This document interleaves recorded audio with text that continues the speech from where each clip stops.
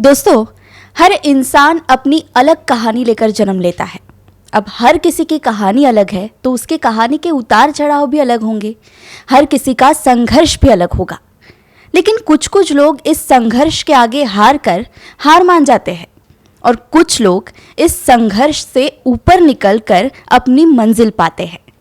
आज हमारे साथ ऐसी ही एक शख्सियत यहाँ पर मौजूद है और मैं उनसे आज आपको मिलाने वाली हूँ।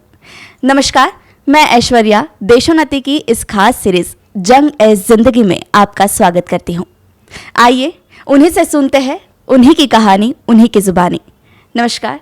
नमस्कार। आज हमारे साथ मौजूद है आदित्य खोब्रागड़े जी, जिन्होंने बहुत ही कम उम्र में और बहुत ही कम समय में एक ऑर्गेनाइजेशन स्थापित किया है जिसका नाम है मैट्रिक्स वॉरियर्स ऑर्गेनाइजेशन, जो एक एनजीओ है। तो उन्हीं से सुनते हैं उन्हीं की एनजीओ की कहानी। सबसे पहले सर, हम आपके पर्सनल लाइफ के बारे में जानना चाहेंगे, तो हमें पहले बताइए कि आपका बचपन कैसा था। बचपन तो नागपुर से ही स्टार्ट हुआ एक्चुअली, और केशव नगर स्कूल से जर्नी स्टार्ट हुई। फैमिली में कुछ उतार चढ़ाव होते रहे, उससे ही हम आगे बढ़े, सीखे, कुछ अनुभव आए जिसमें बहुत कम उम्र में ही मैच्योरिटी, ऐसे बोल सकते हैं कि मैच्योरिटी आ गई। बहुत चीज़ें समझने लगी, बहुत चीज़ें ऐसा होता है कि जो एज में बच्चे ये नहीं समझ पाते हैं कि उनको क्या करना चाहिए, उस चीज़ में उस टाइम में ही हमको समझ गया कि हमको खुद कमाना है और खुद से ही खुद की स्टडीज़ एंड सब चीज़ें करनी है जी। तो जो फटके ज़िंदगी मारती है ना, उससे इंसान सीखता है। और सीखने के साथ साथ एक चीज़ और समझना चाहिए कि दो पर्याय होते हैं हमारे पास। एक तो आपकी कंडीशन, मैं ज़्यादा नहीं जाना चाहूँगा फैमिली की चीज़ों में। एक तो आपकी कंडीशन आपको दो रास्ते देती है। एक तो आप पूरा बिगड़ जाओ, या तो खुद को संभालो और एक अच्छे डायरेक्शन में खुद को लेके जाओ और इमोशनल बैलेंस बना के आगे बढ़ो। तो मैंने वो सेकंड रास्ता ही चूज़ किया। एक इमोशनल बैलेंस होना बच्चों में बहुत इंपॉर्टेंट होता है, क्योंकि परिस्थितियाँ सबके ज़िंदगी में है जी। और परिस्थितियों से अगर बच्चे ने सीखा तो बहुत कुछ कर सकता है और बहुत सारी व्यक्ति बोल सकता है या फिर लोगों को वो इंस्पायर कर सकता है खुद की जर्नी से। सो बचपन से लाइक 10th तक बहुत चीज़ें हुई, बहुत चीज़ों से गुजरा हूँ मेरा भाई और मैं। बट उससे एक चीज़ समझ में आई कि लाइफ में प्रॉब्लम्स जब आती है तो वो आपको बहुत कुछ सिखा के जाती है। इट्स योर टेक कि आप कितना सीखते हो जी। और अगर आपने सीख लिया तो you will definitely win your life. तो यहाँ से जर्नी स्टार्ट हुई। 10th पास आउट होने के बाद मैं गवर्नमेंट पॉलिटेक्निक नागपुर से पॉलिटेक्निक हुआ। उसी दौरान मैंने काम स्टार्ट किया। काम स्टार्ट करने का मतलब ये है, मुझे पसंद है एनिमल्स के साथ टाइम स्पेंड करना। स्ट्रे डॉग्स हो गए, कैट्स हो गए, मेरे को सांप पकड़ना भी अच्छा लगता है। बर्ड्स रेस्क्यू भी मैं करता हूँ। बट मुझे ये नहीं पता था इन सबको एक फॉर्मल फॉर्म में एनजीओ बोला जाता है।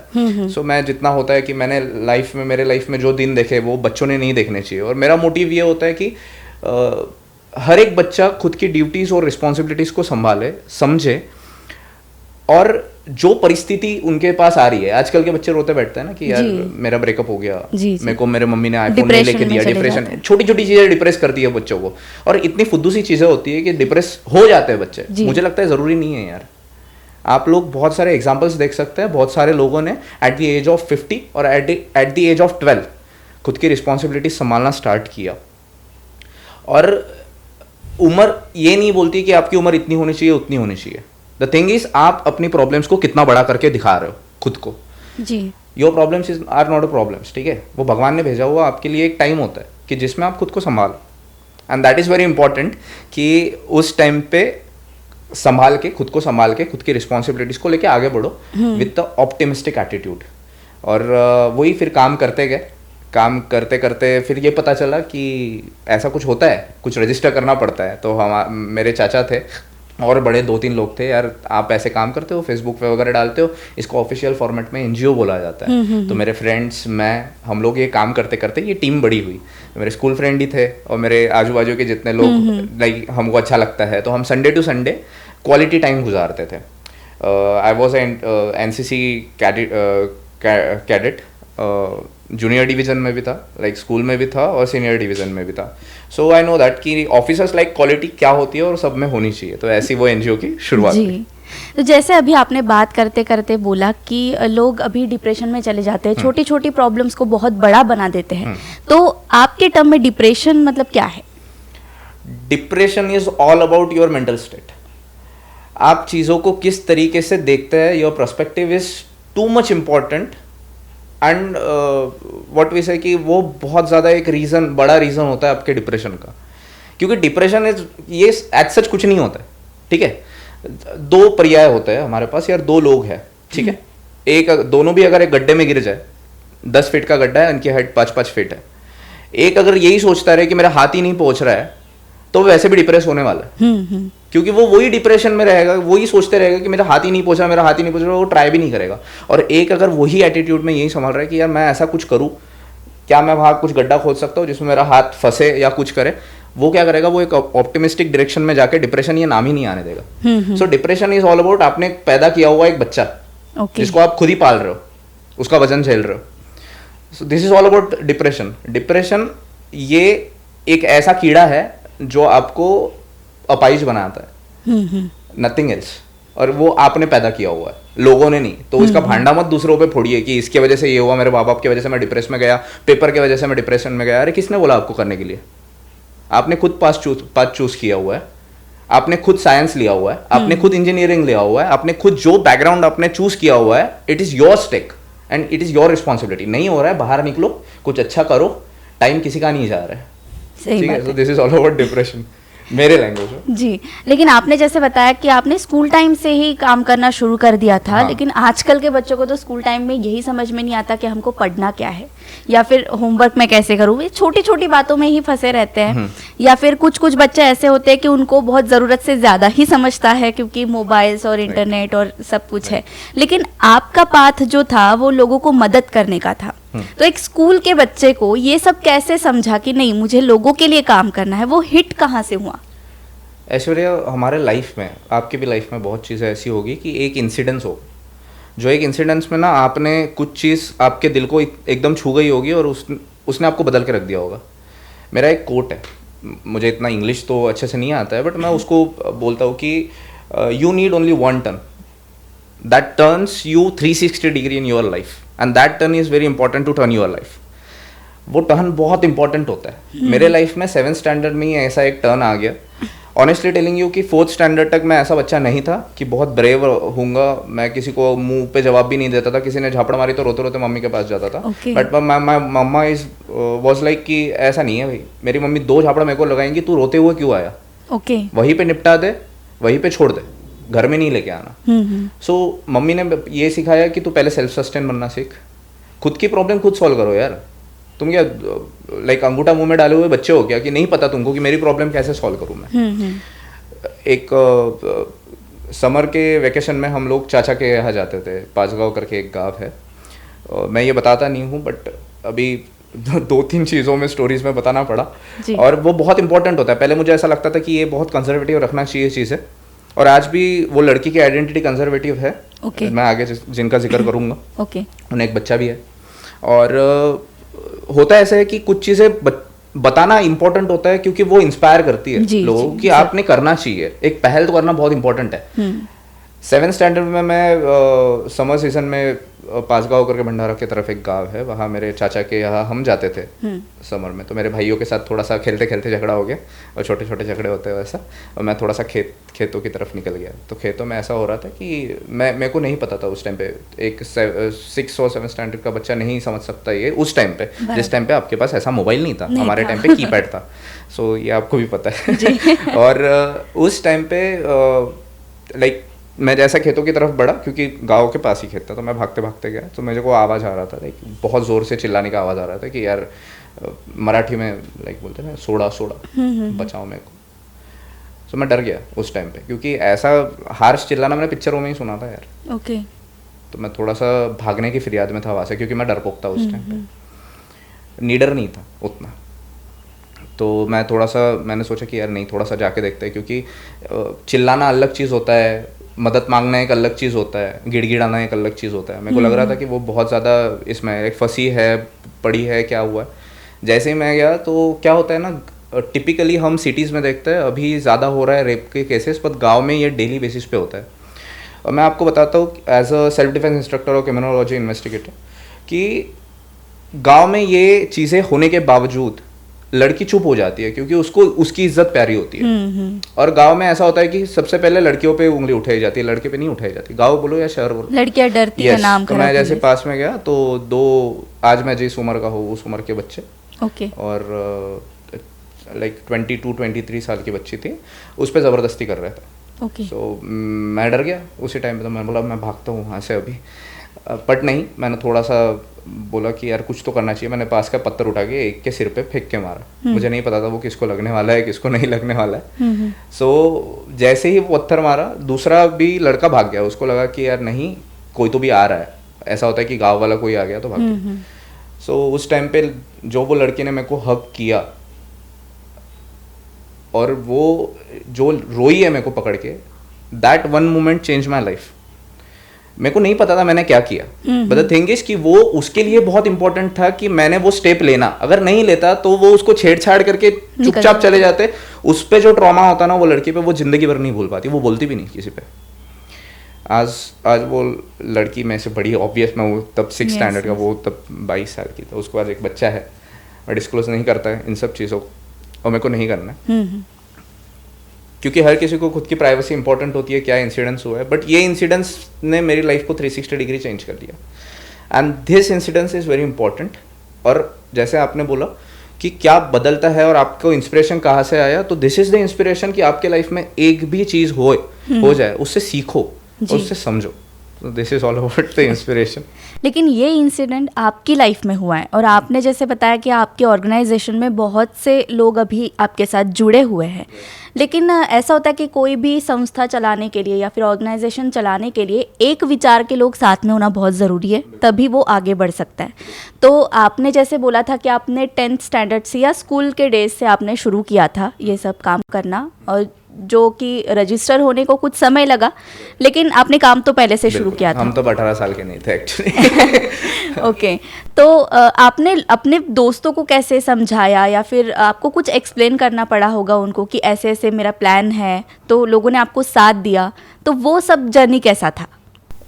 It was not easy at all. होता कैसा है कि हम कभी भी कारण और समाधान, लोग सीधा समाधान पे जाते हैं और इसीलिए लोग उनको ज़्यादा ये नहीं कर पाते। सबसे पहले आप वाई को ढूंढिए और वाई को लोगों के सामने रखिए, एक क्यों ज़रूरी होता है, और उनके फॉर्मेट में काम करना स्टार्ट करिए। मेरे फ्रेंड्स और मैं, हम लोग ऐसे नहीं जुड़े कि हमको सोशल वर्क करना है या कुछ करना है साथ में लाना, ये मोटिव ही नहीं था।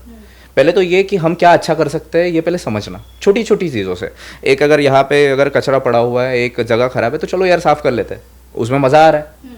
वो चीज़ों से स्टार्ट हुआ, लोगों को, बच्चों को मज़ा आना स्टार्ट हुआ। कोई डॉग अगर दिख रहा है, उसको अगर मेडिकल एड की ज़रूरत है या फिर वो कुएं में गिर गया तो उसको बचाना है, तो बच्चे बचाने लगे, उसमें भी लोगों को मज़ा आने लग गया। सो द थिंग इज कि you will not directly go to the what we say solution. उसकी जर्नी बहुत इंपॉर्टेंट होती है, and if you focus on a journey ना, ये बहुत हार्ड होता है ऐश्वर्या कि अपने जैसे लोगों को ढूंढना। और आज भी मैं बता रहा हूँ कि बहुत से लोग आते हैं, बहुत से लोग जाते हैं, कोई भी परमानेंट नहीं है, क्योंकि सभी के उद्देश्य अलग है।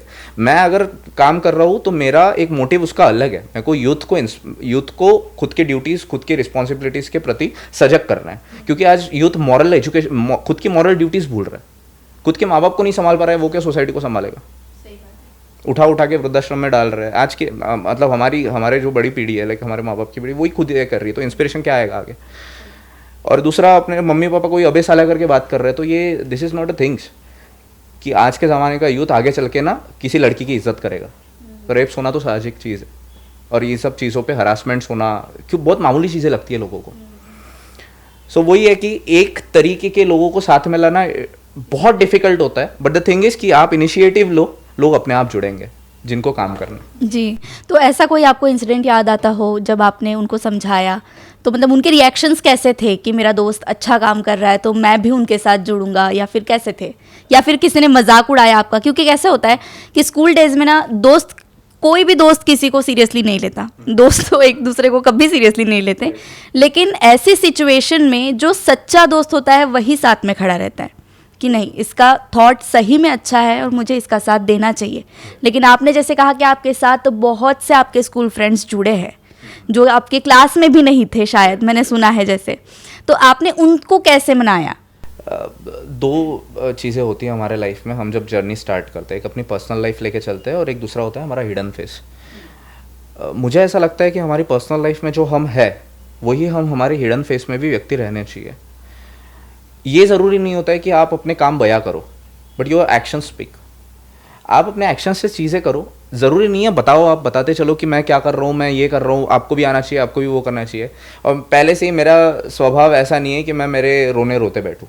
जो बंदा या बंदी, मैं सभी को बताना चाहता हूँ ये पॉडकास्ट के माध्यम से कि अपने पे आई हुई चीज़ों को रोते मत बैठो, सिंपैथी लेना बंद करो। आप उससे कमज़ोर होते हो। आपको लगता है कि लोग हमें ये कर रहे हैं, पास में लेके ये सिंपैथी दे रहे हैं, हमारे साथ खड़े हो रहे हैं। नहीं, लोग आपका मजाक उड़ा रहे हैं। चीज़ों से उभरना बहुत इंपॉर्टेंट होता है और मेरा पहले से ही स्वभाव ऐसा है कि मैं ऑप्टिमिस्टिकली लोगों को लेके चलता हूँ। मेरे साथ में फ्रेंड्स हो या कुछ हो, वो फ्रेंड्स मेरे फ्रेंड्स नहीं होते क्योंकि मेरे को पहले से ही फैमिली नहीं है, और मेरे साथ जो जुड़ता है वो मेरे को फैमिली जैसा होता है। सो मैं मेरा 100% देता हूँ। और जिस टाइम पे आप किसी भी पर्सन या किसी भी एनिमल हो जाए, किसी भी चीज़ को 100% देना स्टार्ट करते हो ना, वो आपसे सीखना स्टार्ट करता है। सो आपको मुंह से बयां करने की ज़रूरत नहीं होती है कि हाँ तेरे को भी मेरे साथ जुड़ना है। नहीं, वो फीलिंग करेगा, वो उसको लगेगा, फील हो रहा है तो वो आपके साथ बिल्कुल रहेगा। मेरे बहुत से दोस्त हैं, आज वो मेरे साथ नहीं है, मेरे जर्नी में मेरे साथ थे, and I am really grateful for them. But आज उनकी जर्नी अलग है। तो जर्नी सभी की अलग हो सकती है। एक टाइम होता है कि वो एक माध्यम होता है, हम एक माध्यम होते हैं किसी की ज़िंदगी में, किसी की लाइफ को आगे बढ़ाने के लिए। इसका मतलब ये नहीं होता कि हमारा क्रेडिट होता है वो हमारा। इसका मतलब ये होता है कि भगवान ने हमको एटलीस्ट सिर्फ एक मीडियम बना के भेजा हुआ है कि भाई तू इसके ज़िंदगी में आ जा, ये आगे बढ़ जाएगा, तेरा काम ख़त्म। So this is all about कि लोग आपकी ज़िंदगी में आते हैं, आपको जैसे रहना है। ये जो दो फेसेस मैंने आपको बोले कि आप पीछे क्या हो और आगे क्या हो, ये दोनों तरफ आप सेम हो तो आप इंसान हो। अगर आप पीछे कुछ अलग हो और आगे कुछ अलग हो ना, तो वैसे भी आपकी ज़िंदगी नर्क है, क्योंकि आपका फेस आगे आने के लिए ज़्यादा टाइम नहीं लगेगा। मैं ऑनेस्टली चीज़ एक बता रहा हूँ कि मैं एक टाइम पे ईगोइस्टिक हो जाता हूँ, और इस वजह से, और मेरा एंगर इशू, इस वजह से बहुत सारे लोग दूर हुए। बट द थिंग इज़ कि आज मेरे मन में ऐसा कुछ गिला शिकवा नहीं है किसी के बारे में, क्योंकि मुझे पता है कि वो एक टाइम होता है। उस टाइम में मैं भी बहुत चीज़ें सीखता हूँ, और आज भी कोई परफेक्ट नहीं होता है। मेरे को भी मेरी ज़िंदगी में बहुत सी चीज़ें सीखने को मिली।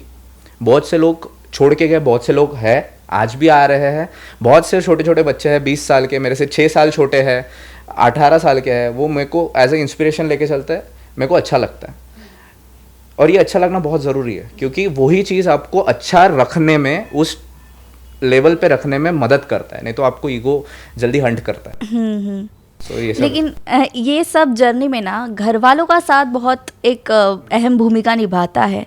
जैसे एक इंसान अकेला कुछ नहीं कर सकता, और स्कूल का बच्चा क्या ही करेगा, मतलब उसको बाहर की ज़िंदगी तो समझ में ही नहीं आती ना, बाहर के लोग कैसे हैं, समाज कैसा है, ये सब तो वो समझ ही नहीं पाता। लेकिन उतने में इतना अच्छा थॉट आना, उसको इम्प्लीमेंट करना इज़ अ टास्क।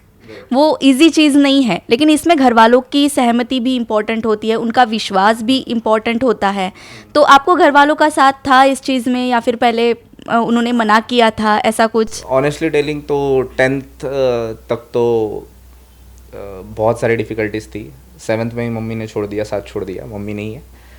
और फिर पापा की दूसरी शादी, और उसके बाद 10th से हम घर के बाहर। So family as such, family का कोई सपोर्ट ऐसा नहीं था। और ऐसा होता है, बहुत से लोगों को लगता है कि मेरे माँ बाप ने मेरे को सपोर्ट करना चाहिए। ऐसा नहीं है यार। बहुत सक्सेसफुल लोग होते हैं जो खुद के बल पे करते हैं, और देन बाद में उनके मम्मी पापा को उन पे प्राउड फील होता है।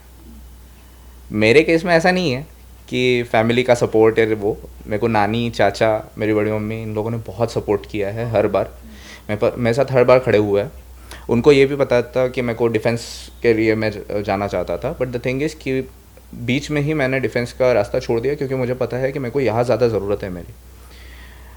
एक प्रोटोकॉल में आप डिफेंस में ज्वाइन होने के बाद, या फिर किसी भी सर्विस में ज्वाइन होने के बाद, आप एक प्रोटोकॉल में बन जाते हो। आपकी सर्विस वो ड्यूटी ओरिएंटेड हो जाती है, एक प्रोटोकॉल में आप आ जाते हो। बट यहाँ मैं इंडिपेंडेंटली 4 लोगों को बढ़ा सकता हूँ, 4 लोगों को खड़ा कर सकता हूँ। और उसके लिए मम्मी पापा छोड़ के आपके पास जो आपको सपोर्ट करता है ना, उनका एक शब्द बहुत होता है कि हाँ तू कर। और स्टार्टिंग में बहुत चैलेंजेस फेस हुए, क्योंकि सोशल वर्क ये एज सच ऐसी फील्ड नहीं है कि बहुत पैसा कमा के देती है आपको, और हम पैसा कमाने के लिए बिल्कुल इन सब चीज़ों में नहीं है। मैं खुद एक फिटनेस ट्रेनर हूँ, NRI एंड फॉरेन क्लाइंट के साथ डील करता हूँ, ऑनलाइन बिजनेस चलता है मेरा। ये सब आपको समझना चाहिए कि आपको कौन से वर्ड्स लेने हैं। आपके पेरेंट्स अगर आपको डांटते हैं तो वो उनके डांटने के पीछे उनकी कदर होती है, उनकी एक बोल सकते हैं ना, उनकी त्याला म्हणतो आपण मराठीत काळजी असते, तर ती काळजी ओळखली पाहिजे लोकांनी. पोरं काय करतात ना आजचे बच्चे लिटरली ये करते हैं कि यार मेरे मम्मी पापा मेरे को क्यों ऐसा बोल रहे हैं. बट आप एक चीज़ समझो कि एक बहुत सुंदर सा उदाहरण है भगवान श्री कृष्ण का. मैंने सीरियल में पढ़ा, पता नहीं वो सच में बोला भी है या नहीं, क्योंकि भगवत गीता में नहीं मिला वो. भगवान श्री कृष्ण बोलते हैं कि जब तक आपकी पतंग की डोर आपके हाथ में है तब तक वो उड़ रही है. जिस दिन आपने डोर काट दी उस दिन वो पतंग एक टाइम तक उड़ेगी और नीचे गिर जाएगी. आज के बच्चों को ऐसा लगता है कि वो जो थ्रेड है ना वो नहीं चाहिए, वो बंधन नहीं चाहिए हमें, फ्रीडम चाहिए. बट अगर वो बंधन नहीं तोड़ दो ना आप, तो आप एक टाइम तक उड़ोगे, बाद में गिर जाओगे. So your parents should be your inspiration, must be your inspiration. और उन्होंने कुछ भी चीज़ बोली ना, पहले समझ लो क्यों बोल रहे हैं. अगर नहीं समझा पा रहे हो कि मैं आज क्या काम कर रहा हूँ, तो रिजल्ट्स दो उनको, वो ऑटोमेटिक समझ जाएंगे. So your parents is very important for you guys, कि आप ज़िंदगी में कुछ भी करो, पेरेंट्स इज़ वेरी इंपॉर्टेंट. जी, ये तो बात सही कही आपने कि पेरेंट्स जो भी कहते हैं वो उसके पीछे उनकी चिंता छुपी होती है, या फिर आपको किसी किसी चीज़ में वो मना भी करते हैं, किसी किसी चीज़ में आपको बहुत साथ देते हैं. तो दोनों चीज़ में कुछ ऐसा हो सकता है कि वो मतलब आपके अच्छे के लिए ही बोल रहे हैं. ऑब्वियसली पेरेंट्स है, अपने बारे में तो गलत नहीं सोचेंगे. लेकिन ये बात तो बच्चों को भी समझनी चाहिए. तो बच्चों का जो आप ऑर्गेनाइजेशन चलाते हैं, तो आपके सामने तो ऐसी बहुत सारी केसेस आती होंगी. तो ऐसी कोई केस आपको अगर याद आती हो तो आप हमारे साथ शेयर कर सकते हैं. In terms of what? In terms of, हाँ, तो जैसे अभी पेरेंट्स और बच्चों का हम बात कर रहे हैं, हाँ. तो उस केस में अगर आपको कुछ ऐसी केस याद आती हो, जैसे बच्चों ने पेरेंट्स का कुछ समझा नहीं है या फिर डिप्रेशन में चले गए हैं, तो आपको वो डील करना मुश्किल हो गया हो. बिल्कुल होता है. आज ऐसा होता है कि हमारे पास एक वॉलंटियर थे, उनकी फ्रेंड ही थी. वो मम्मी ने कुछ तो ये बोल दिया. सो मैंने बोला ना, एग्जैजरेट करते हैं हम लोग. हमारे पेरेंट्स कुछ बोलते हैं तो उसको और एग्जैजरेट करके हम आगे बढ़ते हैं, और हमको लगता है कि हम इंडिपेंडेंट रहना बहुत ज़रूरी है, हमारे माँ बाप हमको समझ नहीं रहे. तो लिटरली वो जस्ट 10th पास आउट हुई बच्ची, 11th में थी. वो खुद की बैग्स वैग्स लेके बाहर निकल गई, अजनी रेलवे स्टेशन पे जाके बैठ गई, मतलब रेलवे ट्रैक पे. ओके. हमने उसको रात को 10-11 बजे उठा के लाए. वो मेरे फ्लैट पे मैंने रखा उनको एक रूम में. मैंने बोला तू रात भर चुपचाप सो जा, बिल्कुल सोचना नहीं किसी भी चीज़ के बारे में. She was trying for suicide, but दम लगता है सुसाइड करने के लिए. आप बोल के सुसाइड नहीं होता है. और ये बच्चों को, आज के बच्चों को ना समझना चाहिए. फालतू अपनी ज़िंदगी ना बर्बाद कर रहे हैं. मेरे को गुस्सा इस चीज़ का आता है इन सब चीज़ों पे, कि बच्चे ये नहीं समझ पा रहे कि पेरेंट्स को हक है आपको बोलने का, क्योंकि उनको दिख रहा है आप गलत डायरेक्शन में हो. वो उस टाइम से जा चुके हैं. और ये बुद्धू ये नहीं समझते कि हम आज की जेनजी जनरेशन है, हमको सब समझ रहा है. अरे तुमने सिर्फ मोबाइल देखा है यार, उन्होंने ज़िंदगी का तजुर्बा गिना हुआ है. वो गिरे हुए पड़े हुए, उनको पता है कि कहाँ क्या होता है. और आप ऐसे बोलोगे कि थोड़ा सा डांट दिया, मम्मी ने बाहर जाने से मना कर दिया, मम्मी ने फ्रेंड्स के साथ जाने से मना कर दिया, मैं सुसाइड कर दूंगी. बहुत सारे केसेस हम देखते हैं, मुंबई दिल्ली के केसेस हम देख रहे हैं. बहुत सारी डिस्ट्रिक्ट के केसेस ऐसे हैं कि बच्चों को गेम नहीं खेलने दिया, 9वें फ्लोर से कूद गया. क्या चल रहा है? मतलब आप ये नहीं समझ पा रहे हो कि एक छोटी सी चीज़ के लिए, जिस चीज़ के लिए आप अपने माँ बाप को साल जिंदगी भर के लिए रोना पड़े ऐसे काम कर रहे हो. ये समझना चाहिए बच्चों को आज कि. और वही सेम केस कि वो लड़की को नहीं इंडिपेंडेंट मिल रहा था, उसको उसके जैसा नहीं रहने को मिल रहा था, वो घर से निकल गई. दूसरे दिन हम उनके पेरेंट्स से बात की, मम्मी से बात की. मम्मी ने बोला कि मैं यार कैंटीन चलाती हूँ, दिन भर घर में नहीं रहती हूँ, कैसे तो भी मैं अपना घर संभालती हूँ. तब हमने वो बच्चे को एक ही चीज़ समझाई कि यार देखो, फर्स्ट थिंग कि आप उनकी जगह पे रह के देखो क्या होता है, और एक एक पैसा जमा करके देखो. अगर वो किसी चीज़ के लिए बोल रही है, पहले समझ लो कि क्यों बोल रही है. और अगर आपको वही चीज़ करनी है तो खुद कमाओ और खुद उसके बाद करो. बच्चे को टाइम लगा, समझ गई, आज है. बट ऐसी केसेस आती है हमारे पास कि बच्चे नहीं समझ पाते मम्मी क्या बोल रही है, मम्मी या पापा क्या बोल रहे हैं, और गलत तरीके से गलत ट्रैक पे चले जाता है. तो एक ये इंसिडेंस है। ऐसे तो बहुत सारे इंसिडेंट्स आपके सामने आते होंगे और आगे भी आएंगे, क्योंकि जनरेशन ही ऐसी है, सब नेट और इंटरनेट और सब इसकी वजह से अभी थोड़ा सा माहौल बिगड़ता चला जा रहा है। वो होप करते हैं कि वो जल्दी से सुधरे और ऐसे एग्जाम्पल्स आपके सामने भी कम आए। लेकिन अभी हम थोड़ा सा मुड़ते हैं आपके ऑर्गेनाइजेशन के तरफ। तो मुझे बताइए, what are the basic important poles of your organisation? We are working on 5 pillars: protection, education, animal rescue, social welfare, environment. Protection के अंडर हम मिशन शक्ति ये बड़ा उपक्रम लेते हैं, जिसमें आज तक हमने 5,500 से ज़्यादा लड़कियों को अवेयर किया हुआ है, ट्रेन किया हुआ है for self defence. Self defence हमारे टाइम पे स्कूल पे जब आते थे कोई सेल्फ डिफेंस लेना, तो हमको सिर्फ इतना पता है कराटे सिखाते हैं, पंच मारना, लात मारना, सबको मारना सिखाता है। But as a self defence instructor मैं आपको बताता हूँ कि आपको सेल्फ डिफेंस के लिए आप कितने भी बड़े ब्लैक बेल्ट हो जाओ, आपकी अगर मेंटल स्ट्रेंथ प्रॉपर नहीं है, मेंटल फिटनेस प्रॉपर नहीं है, आप वहीं पे शिकार बन जाओगे किसी का भी। So self defence is all about 80% your mental strength and 20% of your physical strength. ज़रूरी नहीं होता है कि आपने कराटे सीखना है, पर आपको पता होना चाहिए कि आपको आपके ट्रॉमास, फिजिकल मतलब मेंटल फ्रीजेस कैसे क्रॉस कराना है, कैसे खुद को काबू में लाना है, ये हम सिखाते हैं प्रोटेक्शन में। कुछ डोमेस्टिक केसेस होते हैं, उनमें भी हम पार्टिसिपेट करते हैं। कहीं पे अगर कोई बच्चा अगर किसी लड़की को फंसा रहा है, प्यार के मामले में हो या कुछ भी ब्लैकमेलिंग चल रहा हो, साइबर ब्लैकमेलिंग चल रहा हो, लाइक उनकी फ़ोटोज़ ही निकाल ली, वो फ़ोटोज़ देके ये कर रहे हैं, तो वो उसमें भी हम पार्टिसिपेट करते हैं। दूसरा प्रोटेक्शन एजुकेशन में हमारा यूथ प्रवाह करके प्रोजेक्ट चलता है, जिसमें हम स्लम के बच्चों को मॉरल एजुकेशन सिखाते हैं, बेसिक एजुकेशन सिखाते हैं। तो आज तक 800 से ज़्यादा बच्चों को हमने ये किया हुआ है। स्कूल की फ़ीस भरते हैं हम जितना हमसे पॉसिबल होता है, जितने बच्चों को, बहुत सारे बच्चे टैलेंटेड होते हैं बट उनको ना झोपड़े में रहेंगे, कहीं बस्तियों में रहेंगे, बट उनको फ़ीस भरने के लिए पैसे नहीं होते, 2-2 हज़ार रुपये, 3-3 हज़ार रुपये।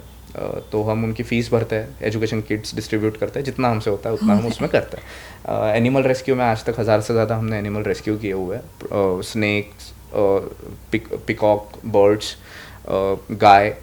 एक फ्लड आया था बीच में बहुत ज़्यादा, 1-1.5 साल पहले, तब हमने फायर ब्रिगेड और पुलिस डिपार्टमेंट की मदद से मैंने गाय और बछड़े को निकाला था। फ्लड बहुत था, शायद से बह भी सकते थे हम लोग, बट हमने निकाला। वो रात भर फंसी हुई थी एक छोटे से ये इसमें दलदल में, वहाँ से हमने उनको रेस्क्यू किया। तो ऐसे बहुत सारे रेस्क्यूज चलते हैं, और हमारी अभी लिमिटेशन यही है कि हमारे पास एम्बुलेंस और शेल्टर नहीं है, उसकी वजह से हम बहुत सारे रेस्क्यूज नहीं ले पाते हैं। सो एक थोड़ा सा हमारा लिमिटेशन वहाँ पर पड़ रहा है। फिर हम सोशल वेलफेयर में खुशियाँ करके एक बहुत बड़ा इवेंट लेते हैं। इस बार भी हमारा 27 अक्टूबर पे है। तो खुशियाँ में हम साल भर की डोनेशन रेजिंग एक ही इवेंट में करते हैं, जिससे हमारा animal rescue, specially abled childs और वृद्धाश्रम में हम जितनी उनको ज़रूरत होती है उतनी ज़रूरत की चीज़ें हम उनको देते हैं एज ए यूथ। और यहाँ पे मैं खुद अपील करता हूँ कि जितने बच्चे होंगे जिनको लगता है कि उन्होंने आना चाहिए हमारे साथ, वो फॉर श्योर आए वो डोनेशन ड्राइव में, क्योंकि पता चलेगा आपको कि आपको हाथ पैर अच्छे दिए हुए हैं, यहाँ अच्छा दिया हुआ है, वो बच्चों को नहीं है। उनके माँ बाप बहुत स्ट्रगल कर रहे हैं यार। और वृद्धाश्रम में जाके देखो, बड़े बड़े लोग ऐसे छोड़ के चले जाते हैं जिनकी करोड़ों की संपत्ति है, बट अपने माँ बाप को ऐसे ही छोड़ के चले जाते हैं। बहुत बहुत गलत लगता है। और ये सब हमने एज ए यूथ देखना बहुत ज़रूरी है, सर्व करना बहुत ज़रूरी है। तो cloth distribution, food distribution, fruits distribution, ये सब चीज़ें करके यूथ हमारे साथ जुड़े, समझे सोसाइटी को क्या चाहिए, और सोशल वेलफेयर में हम कोई भी क्रिटिकल सिचुएशन हो हम लोग मदद करने आगे बढ़ते हैं। Blood donation and all.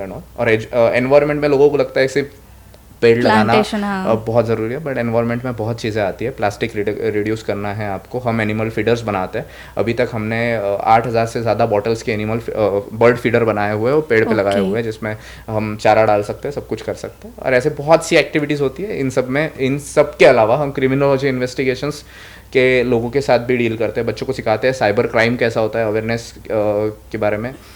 NMC की NDS टीम है, उनके साथ हमारे कुछ अंडरकवर ऑपरेशंस हुए हैं। नायलॉन बैनिंग में नायलॉन के मंजे पे धाड़ मारने के लिए हमारे वॉलंटियर्स ने बहुत बड़ी भूमिका निभाई हुई है, क्योंकि उनको सिटीजन्स लगता है ट्रैप करने में। तो हमने ट्रैप्स बना के बहुत सारी चीज़ें पकड़ी हुई है।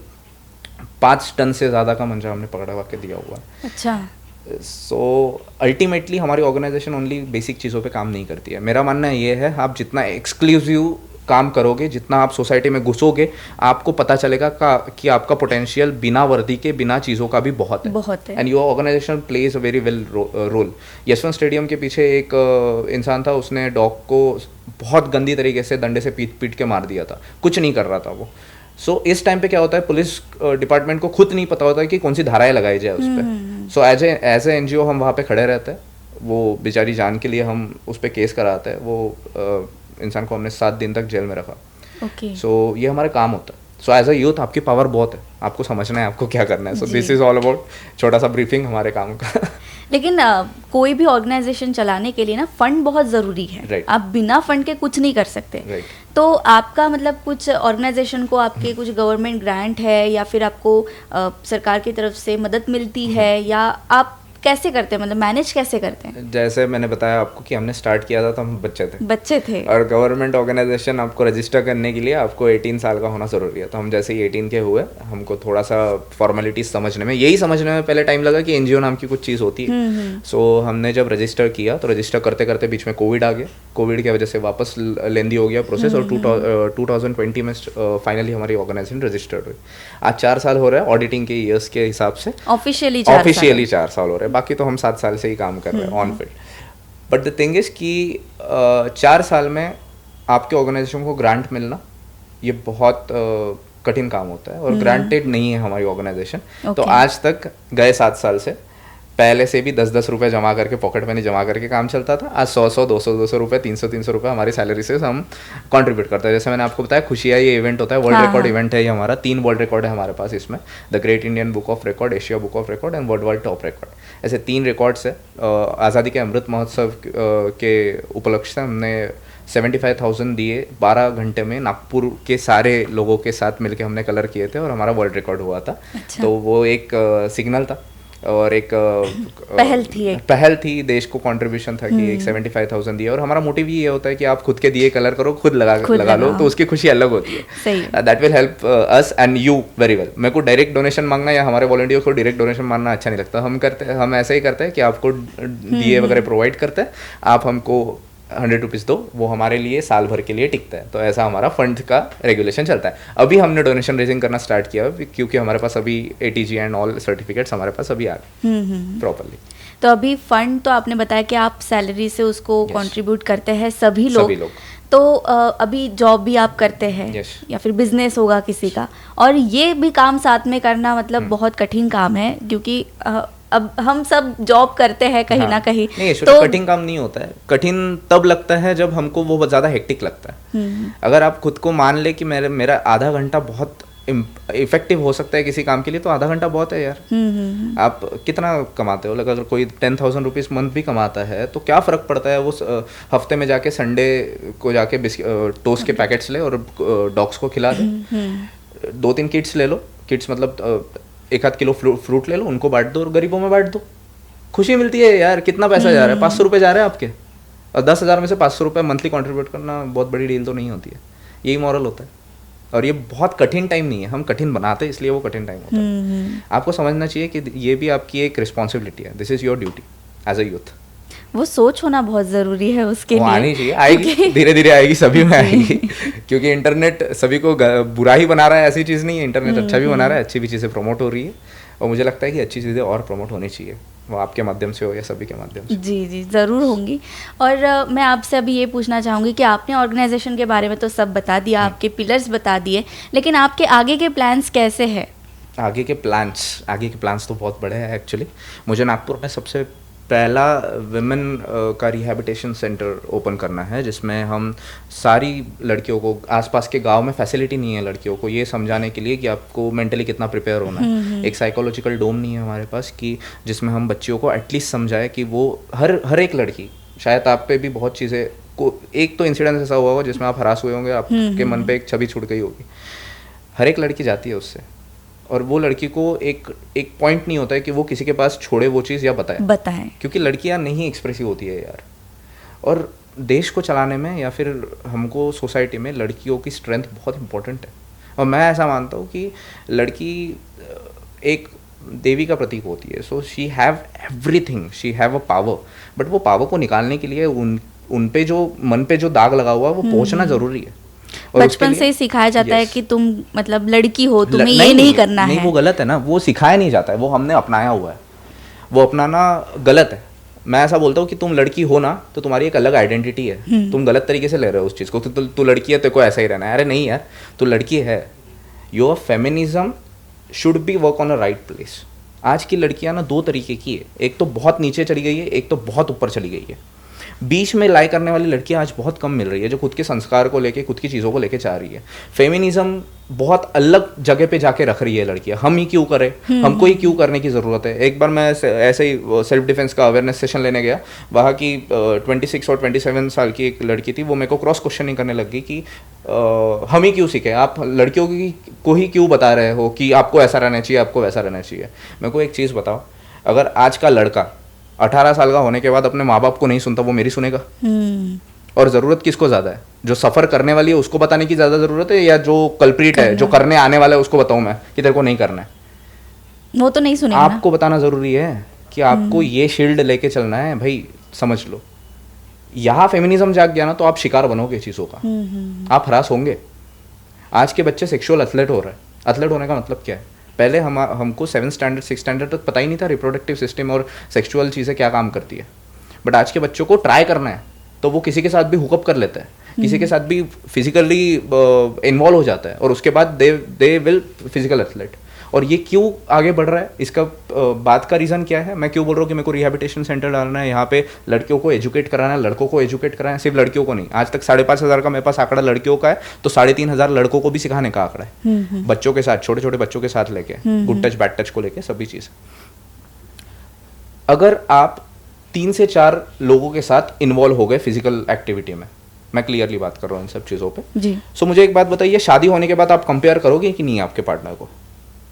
एक नॉर्मल सी मेंटालिटी है। और जहाँ पे कंपैरिजन आ गया आपके फिजिकल इसमें अटेम्प्ट्स में, वहाँ पे डिवोर्सेस के चांसेस और एक्स्ट्रा मैरिटल अफेयर के चांसेस बढ़ेगी कि नहीं? बढ़ेंगे। इसीलिए डिवोर्सेस बहुत ज़्यादा हो रहे हैं।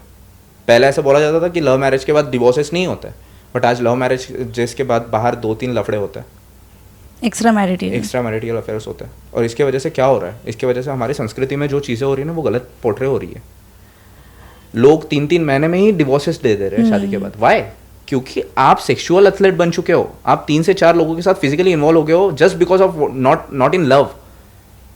वो आपकी नीड थी, वो आपने नीड फुलफिल की, आपकी भूख बढ़ गई, और इतनी बढ़ गई कि आज जो आपका हस्बैंड है, जो आपके साथ मॉरली अटैच्ड है, इमोशनली अटैच्ड है, उनके साथ आप नहीं रिलेशन रख पा रहे हो। और ये आज की सबसे बड़ी हमारा दुर्भाग्य है कि आप कल शादी करने जाओ, मैं कल शादी करने जाऊंगा, मैं अगर किसी लड़की को देख रहा हूँ फर्स्ट अटेम्प्ट में या अरेंज मैरिजेस में, तो मैं नहीं प्रेडिक्ट कर सकता हूँ कि ये लड़की कैसे बिहेव करेगी, क्योंकि उसकी नीड अलग लेवल पे पहुंच चुकी है, उसकी चीज़ें, उसके सेटिस्फैक्शन या उसके वो लड़के के सेटिस्फैक्शन अलग लेवल पे पहुंच चुके हैं।